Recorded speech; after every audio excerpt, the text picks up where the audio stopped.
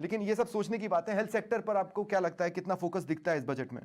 Definitely Swapnil जी, जैसा कि अभी तक की चर्चा में सामने आया कि आम आदमी, मिडिल क्लास इस बजट को लेकर काफ़ी उत्साहित है और काफ़ी खुश नज़र आ रहा है।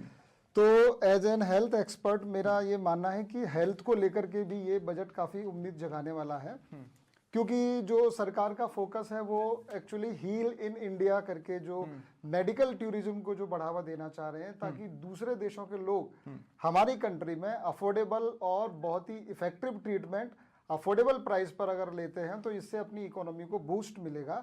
साथ में ही बजट को भी अगर हम तुलना करें 2014-15 से, तो लगभग 190% इन्होंने बढ़ा दिया है। हाँ, यानी कि हेल्थ बजट में इन्वेस्टमेंट को भी बढ़ा रहे हैं हेल्थ में, और हेल्थ का बजट भी बढ़ा दिया है। तो डेफिनेटली सरकार का फोकस इस चीज पर है।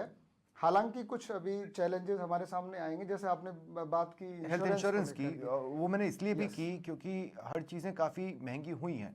आपने 36 कैंसर की दवाओं को सस्ता कर दिया, मैं मानता हूँ इस बात को, लेकिन और भी गंभीर बीमारियां हैं जो मुंह बाएं खड़ी हैं, और हेल्थ इंश्योरेंस का क्या स्ट्रक्चर हम अभी भी यूरोपियन कंट्रीज़ के आसपास नहीं आ पाए हैं। अब जब आप इन्वेस्टमेंट के लिए एफडीआई की बात करते हैं, तो मुझे लगा था शायद कि आगे कहीं घोषणा में हेल्थ इंश्योरेंस भी आने ही वाला है, लेकिन वो आया नहीं। अब इस कंडीशन में भी भले ही आप हमको 12 लाख तक छूट दे दो आप टैक्स में, इसके बावजूद भी उस सेविंग से कोई हेल्थ इंश्योरेंस ले रहा है नहीं ले रहा है, इस बात की कोई गारंटी है नहीं।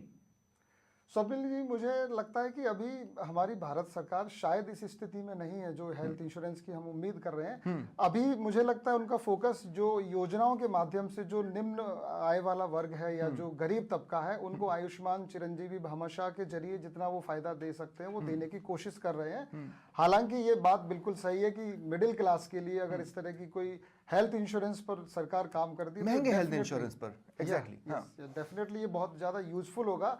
पर सवाल ये कि हमारा जो फिस्कल डेफिसिट है उसको भी बैलेंस करना है और दूसरी चीजों को भी बैलेंस करना है, तो वो हम उस स्थिति में हैं या नहीं ये देखना बहुत जरूरी है। तो शायद उस स्थिति में हम अभी नहीं है, लेकिन हेल्थ इंश्योरेंस या हेल्थ बजट को जो बढ़ाया है और हेल्थ को लेकर के जो 5वें नंबर पर जो बजट एलोकेशन हुआ है, उसको लेकर मैं हेल्थ सेक्टर को लेकर काफी आशान्वित हूँ कि ये आने वाले समय में इंडिया में हेल्थ जो इंफ्रास्ट्रक्चर है हर चीज को बहुत अच्छे से डेवलप करेगा।